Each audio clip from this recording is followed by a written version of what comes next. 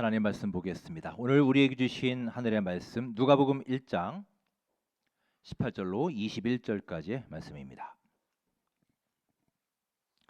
누가복음 1장 18절로 21절까지의 말씀입니다. 한 목소리로 합독하시겠습니다. 사가랴가 천사에게 이르되 내가 이것을 어떻게 알리오? 내가 늙고 아내도 나이가 많으니이다. 천사가 대답하여 이르되 나는 하나님 앞에 서 있는 가브리엘이라 이 좋은 소식을 전하여 내게 말하라고 보내심을 받았노라. 보라, 이 일이 되는 날까지 내가 말 못하는 자가 되어 능히 말을 못하리니 이는 내가 내 말을 믿지 아니함이거니와 때가 이르면 내 말이 이루어지리라 하더라.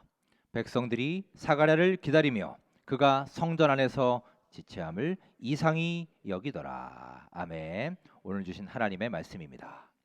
자, 여러분 반갑습니다. 오늘은 대림절 넷째 주일이며 곧 성탄절을 앞두고 있습니다. 아기 예수 탄생의 기쁨과 감격이 예배하는 우리 모두의 삶에 충만히 임하시기를 주님의 이름으로 축원합니다. 함께 우리 서로 인사 나누겠습니다. 반갑습니다. 예, 주님의 은혜와 사랑 충만하시고요. 우리 감격의 성탄, 기쁜 성탄 맞이하시기 바랍니다. 펜타토닉스라는 아카펠라 팀이 있습니다. 우리 잠깐 사진을 보시면요, 예, 저런 팀입니다. 이 팀의 노래 중에 저기 나와 있는 것처럼 Mary, Did You Know? 마리아, 당신은 아셨나요? 라는 제목의 곡이 있습니다. 이 곡의 가사가 오늘 말씀과 관련이 있어서 가사를 소개해 드림으로 말씀을 열겠습니다. 가사의 내용이 이렇습니다. 마리아여, 아셨나요? 당신의 아들이 물 위를 걷게 될 것을. 마리아여, 아셨나요? 당신의 아들이 우리 자녀들을 구원할 것을. 마리아여, 아셨나요? 당신의 아들이 눈먼 자에게 광명을 줄 것을. 마리아여, 아셨나요? 당신의 아들이 폭풍을 잠잠케 할 것을. 마리아여, 아셨나요? 당신의 아들이 모든 피조물의 주님이라는 것을. 마리아여, 아셨나요? 당신의 아들이 언젠가 모든 나라를 다스리실 것을. 이렇게 여러 개의 질문 형식으로 계속 묻고 있는 그런 가사입니다. 자, 오늘 설교의 뒷부분에서 다시 이 곡에 대해서 이야기하겠습니다. 오늘 누가복음 1장에는 하나님이 주신 두 가지의 미션에 대해 얘기하고 있습니다. 어느 날 하나님이 가브리엘 천사에게 말씀하십니다. 중요한 임무 두 가지를 명령하셨어요. 자, 첫 번째 임무는 예루살렘으로 가라. 가서 제사장 사가랴를 찾아가라. 그래서 그에게 말해라. 당신이 아이를 낳게 될 것이다. 이게 첫 번째 미션입니다. 두 번째 미션. 6개월 후 나사렛에 있는 마리아를 찾아가라. 그가 처녀인데 그에게 가서 마찬가지로 당신이 아이를 낳게 될 것이다 라고 말해라. 이게 두 번째 미션입니다. 자, 여러분이 만약에 가브리엘 천사라면 이 두 가지 임무를 딱 받고는 어떤 생각이 들 것 같으십니까? 일단 첫 번째 미션은 그다지 어려울 게 없어 보입니다. 일단 좋은 소식이잖아요. 그리고 그 가정에는 그동안 아이가 없었습니다. 아이를 위해 계속해서 기도해 온 가정이에요. 하지만 어느덧 나이가 많이 들어서 기대가 점점 사라지고 있었습니다. 그런데 하나님이 이 가정에, 그런 가정에 귀한 아이를 주신다 하니 엄청나게 기뻐하지 않겠습니까? 그러니 그 말을 하는 미션은 비교적 쉬운 미션일 겁니다. 하지만 여러분, 이 두 번째 미션은 어떻습니까? 당시에 마리아는 처녀였습니다. 처녀한테 가서 임신 이야기를 해야 되는 거예요. 조금 더 가슴에 와닿게 현실적으로 말해볼까요? 자, 우리 교회로 말하면 우리 교회 청년들 있죠? 여자 청년이 있어요. 그 청년에게 가서 야, 너 곧 임신해서 아들을 낳을 거야. 이렇게 얘기했다고 생각해 보십시오. 어떨까요? 요즘엔 당장 고소 들어오지 않겠습니까? 자, 보라. 처녀가 잉태하여 아들을 낳을 것이요. 이 말씀은 당시에도 엄청난 사건입니다. 이 말을 해야 되는 거예요. 그리고 말만 하는 게 아니라 그를 설득시켜 그로 하여금 믿게 해야 되는 미션입니다. 그러니 얼마나 어려운 임무입니까? 자, 가브리엘에게 주어진 두 가지 미션 정리하면, 첫째, 사가랴에게 주는 미션은 그 가정의 축복의 소식이기에 쉬운 미션입니다. 하지만 마리아를 향한 미션은 너무나 어려운 일이에요. 어떻게 이 말을 전해야 될까? 정말 난감한 일입니다. 누가 봐도 사가랴보다 마리아에게 주신 이 미션이 그를 설득시키는 것이 성공 가능성이 훨씬 낮아 보입니다. 자, 그런데 여러분, 이 미션의 결과가 어떻습니까? 자, 말씀을 한번 찾아볼까요? 18절 말씀 우리 함께 읽으며 내용을 살펴봅니다. 사가랴가 천사에게 이르되 내가 이것을 어떻게 알리오? 내가 늙고 아내도 나이가 많으니이다. 아멘. 사가랴의 반응이 어떤가요? 그가 천사의 말을 믿는 눈치입니까? 안 믿는 눈치입니까? 안 믿죠. 이보시오. 지금 내 나이가 얼마고 우리 아내의 나이가 얼만데 이 나이에 임신한다는 게 말이나 되는 소리요? 이런 식의 반응이에요. 예상을 완전히 뒤엎고 있죠.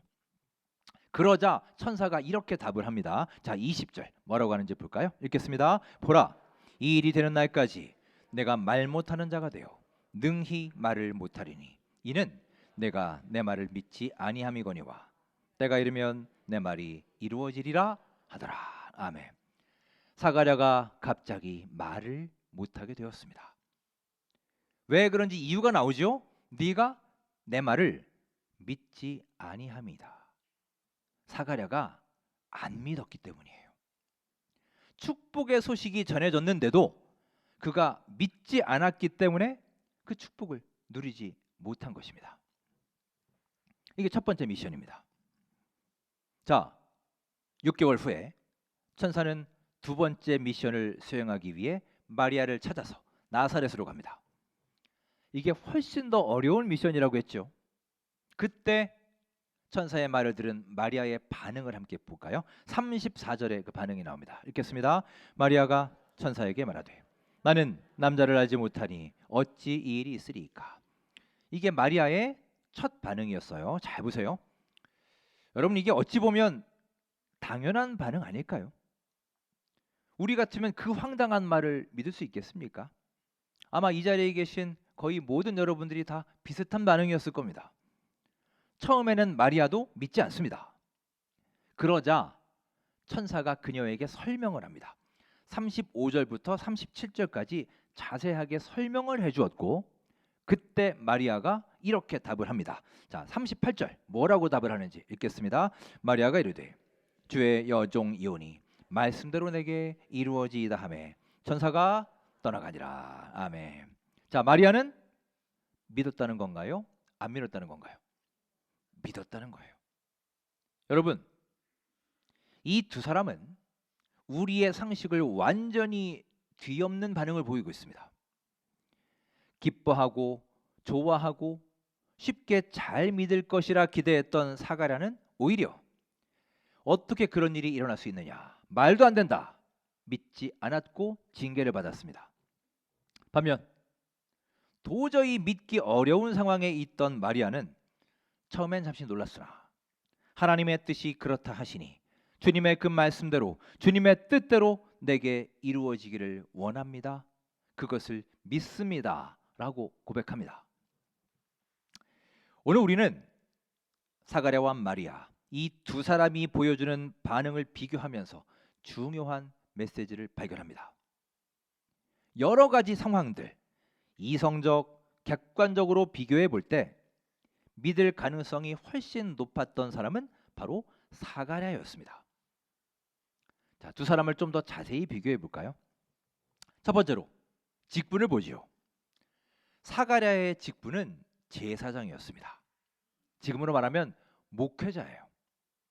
반면 마리아는 그냥 평신도였습니다. 당시 마리아의 나이가 몇 살이었는지 정확히 나와 있지는 않지만 우리가 추론할 수 있습니다.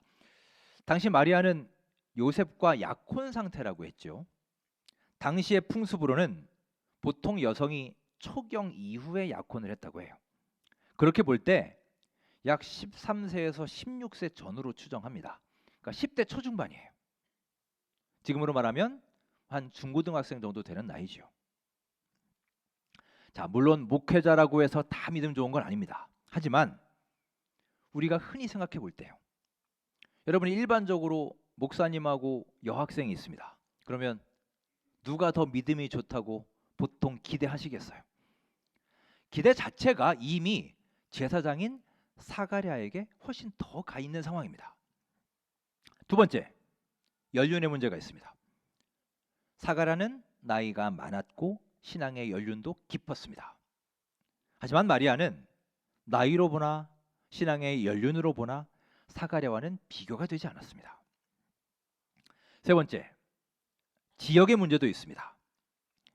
당시 사가랴는 예루살렘에 있었다고 했죠.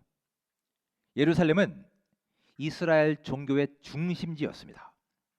하지만 마리아는 저 시골 변방 나사렛에 있던 사람이에요. 당시 나사렛의 위상이 어땠는지 잘 보여주는 구절이 성경에 나오죠. 나사렛에서 무슨 선한 것이 나겠느냐. 이런 조롱이 나올 정도로 나사렛 지방은 별 볼 일 없는 그런 평가를 받는 곳이었어요. 이렇게 모든 상황을 볼 때 사가랴가 압도적으로 우세합니다. 직분으로나 연륜으로나 신앙생활의 장소로나 훨씬 더 좋은 조건에 있던 사가랴는 정작 믿지 않았고 열악한 조건에 있던 마리아는 믿음을 보여주었습니다. 이야말로 반전의 사건입니다. 여러분, 우리는 이 말씀을 통해 어떤 교훈을 얻을 수 있을까요? 먼저 우리의 직분이 믿음을 보장해 주지 않는다는 사실입니다.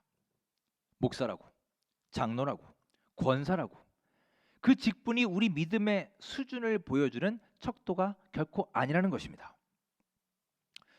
제가 장로교육이나 권사교육 시간에 계속 반복해서 하는 말이 바로 이겁니다. 직분은 타이틀이 아니다. 직함이 중요한 게 아니라 실제로 그 직무와 일을 충실하게 감당하는 것이 중요하다. 그러니 여러분, 내가 받은 직분을 내세우거나 그 직분으로 교만에 빠지지 않도록 각별히 유의하시기 바랍니다. 오늘 제사장인 사가랴를 보세요. 그가 불신앙으로 인해 징계받았다는 사실을 기억하시고요. 나에게 귀한 직분과 직무를 주신 하나님께 감사함으로 충실한 청지기의 사명을 감당할 수 있기를 주의 이름으로 축원합니다.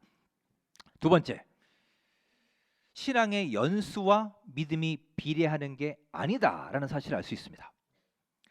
우리는 보통 어떤 일에 경험이 많거나 한 곳에 오래 있게 되면요, 나도 모르게 그 경험으로 인해 남들을 무시하거나 텃세를 부리는 경향이 있습니다. 많은 사람이 그렇게 됩니다. 하지만 여러분, 우리 냉정하게 한번 보십시오. 교회에 오래 다녔다고 꼭 신앙이 좋던가요? 여러분은 어떠십니까? 그리고 우리 주변에 있는 사람들을 한번 보세요. 오래된 신자가 꼭 믿음이 좋습니까? 오늘 이제 설교 후에 우리 학생의 윤건영 학생이 견신예를 받습니다. 어제 우리 두 장로님들과 함께 같이 문답을 했습니다. 어제도 그렇고 이 문답할 때마다 느낍니다. 건영이도 얼마나 답을 잘하는지요. 우리가 질문하면서 많이 배웁니다. 지금 막 교육받고 지금 결단한 그 세례 대상자들에게 질문을 하면서 질문하는 당회원들이 오히려 느끼고 깨닫는 바들이 많습니다. 이미 우리는 오래 신앙생활을 했기 때문에 보이지 않는 것들이 있어요. 그리고 생각할 수 없는 것들이 있습니다. 그런 것을 그들이 딱 대답을 할 때, 아, 맞아. 나도 옛날에 저런 꿈을 꿨었지. 저런 기도 제목을 가지고 기도했었지. 저런 결단을 했었지. 제 자신을 돌아보게 됩니다. 그래서 참 저에게도 유익한 시간이었습니다. 오늘 마리아가 그것을 보여줍니다. 신앙의 연수가 짧은 자의 믿음이 얼마든지 더 좋을 수 있다는 사실이에요. 여러분, 이제 내 신앙의 연수를 자랑하지 마시고 그것으로 교만하지 마시고 날마다 새로운 결단과 새로운 기도의 제목으로 하나님 앞에 겸손히 나아가시기를 간절히 소망합니다.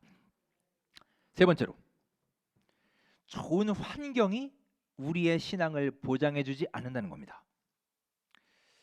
보통 우리는 큰 교회, 유명한 교회, 좋은 시설, 좋은 환경의 교회를 다니다 보면, 또 그런 대형 교회 목사님의 설교를 듣다 보면 어느새 그런 것들이 내 믿음을 대변하는 것처럼 착각하기 쉽습니다. 뭐 일종의 큰 교회의 부심 같은 거죠. 실제로 대화를 나누다 보면 나 여의도 순복음교회 출신이야, 나 큰 교회 다니다 왔어, 이러면서 마치 그것이 하나의 감투인 양 자랑하는 사람들이 의외로 많습니다. 여러분, 우리도 살아가면서 느끼지 않습니까? 우리의 환경이 좋을 때 우리 믿음이 꼭 성장하던가요? 오히려 반대일 때가 많지 않습니까? 열악하고 힘들고 앞이 보이지 않을 때, 커다란 벽에 탁 막혀서 정말 하나님 외에는 아무도 보이지 않는, 어떤 길도 없는 막다른 상황에 몰렸을 때, 그때 우리 믿음이 더욱 도약하고 성숙하는 경우가 얼마든지 있습니다. 그러니 여러분, 나는 왜 이런 환경밖에 되지 않을까? 이제 환경 탓, 상황 탓하지 마시고요. 지금 여러분이 있는 바로 그 자리, 여러분의 가정과 여러분의 일터와 이 교회를 사랑하시고 이 자리에 역사하시는 우리 하나님을 깊이 만나셔서 믿음의 성숙을 꼭 이루어 가시기를 주의 이름으로 축원합니다. 이렇게 우리가 참으로 자랑할 것은 직분도 아니고 신앙생활의 연수도 아니며 환경도 아닙니다. 오늘 사가랴와 마리아가 바로 그것을 보여줍니다. 자, 그런데 여기서 우리가 또 하나 주목할 게 있습니다. 사가랴의 이런 불신앙이 하나님께 징계를 받았다는 사실이에요. 자, 매우 중요한 내용입니다. 35절 우리 함께 읽겠습니다. 천사가 대답하여 이르되 성령이 내게 임하시고 지극히 높으신 이의 능력이 너를 덮으시리니 이러므로 나실 바 거룩한 이는 하나님의 아들이라 일컬어지리라. 아멘. 자, 잘 보십시오. 마리아도 처음에는 천사의 말을 안 믿었다고 했습니다. 그런데 그런 마리아에게 천사가 친절하게 설명을 해주었어요. 성령이 임할 것이다, 능력이 너를 덮을 것이다, 이렇게 자세하게 설명을 해줍니다. 그런데 사가랴를 보면 나는 늙고 나이 많아 당신의 말을 못 믿겠습니다 하니 마리아처럼 친절하게 설명해 주지 않아요. 곧바로 징계를 내려 말을 못하게 되었습니다. 왜 그럴까요, 여러분? 우리는 무엇을 할 수 있습니까? 참 아이러니하게도 이 두 사람을 향한 하나님의 기대가 달랐다는 사실이에요. 즉 하나님은 지금 사가랴와 마리아에게 똑같은 잣대, 똑같은 기준으로 판단하는 게 아니라는 것을 알 수 있습니다. 그러면 이렇게 정리할 수 있겠죠.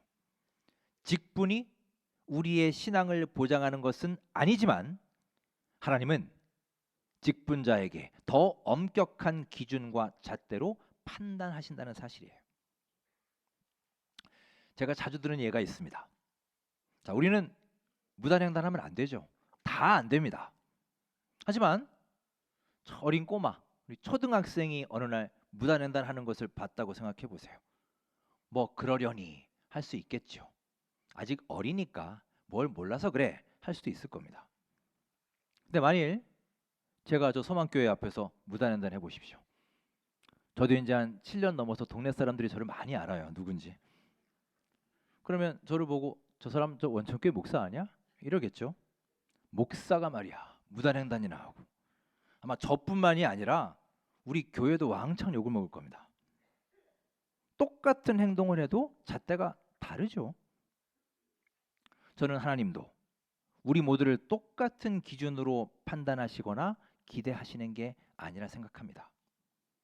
직분이 높은 자, 신앙생활에 연륜이 깊은 사람이라면 그만큼 영향력이 클 것이고요. 그만큼 책임도 크지 않겠습니까? 오늘 말씀에도 하나님이 사가랴와 마리아에게 똑같은 기준으로 대하지 않습니다. 마리아가 믿지 않았을 때는 설명해주고 믿게 하셨지만 제사장인 사가랴가 믿지 않으니 바로 징계해 버리십니다. 모세가 살인을 저지르죠. 그때 나이가 40세였습니다. 그런데 그때는 하나님이 모세에게 별 말씀하지 않으셨어요. 그동안 모세는 애굽의 왕자로 살았거든요. 신앙이 깊지 않았습니다. 하나님의 백성을 이라는 것을 처음으로 알게 되었습니다. 그런데 40년이 지나 80세가 되었을 때 모세가 광야에서 화를 낸 적이 있습니다. 그때 하나님이 뭐라고 하시느냐? 너는 약속의 땅에 결코 들어가지 못할 것이다. 청천벽력 같은 징계를 내리세요. 자, 여러분 객관적으로 보십시오. 화를 낸 죄가 더 큽니까? 살인한 죄가 더 큽니까? 당연히 살인죄가 훨씬 크지 않나요? 하지만 모세가 처음으로 하나님께 부름받았을 그때와 40년 후 그가 민족의 지도자로 세움받았을 때는 그 기대치가 완전히 다른 거예요. 훨씬 더 무겁고 큰 책임을 져야 하는 것입니다. 아마 이 자리에도 처음 예수님을 믿는 분들, 신앙을 가진 지 얼마 안 되신 분도 계실 겁니다. 반면 40년, 50년 이상 믿으신 분도 계실 겁니다. 여러분, 그 연수와 믿음이 비례하는 것은 아니지만 하나님의 기대와 평가는 다릅니다. 이 정도 오래 신앙생활을 했다면 그런 우리에게 하나님이 바라시는 바, 원하시는 바가 있는 거예요. 직분을 받고 신앙의 연수가 쌓이고 믿음 생활의 환경이 이렇게 좋아졌음에도 여전히 믿음이 자라지 못하고 여전히 미성숙한 신앙에 머무르고 있다면 우리는 사가랴처럼 더 엄격한 기준으로 하나님께 책망받게 될지 모릅니다. 그 사실을 기억하고 명심하여 살아야 할 것입니다. 오늘 설교 처음에 노래를 하나 소개해 드렸습니다. 그 가사 다시 한번 요약하면 마리아여 아셨나요? 당신의 아들이 물 위를 걷게 될 것을, 우리 자녀들을 구원할 것을, 눈먼 자를 뜨게 할 것을, 폭풍을 잠잠케 할 것을, 모든 나라를 다스리게 될 것을 마리아여 아셨나요? 묻습니다. 이 수많은 질문들에 대한 그녀의 대답은 딱 한 가지, No입니다. 몰랐습니다.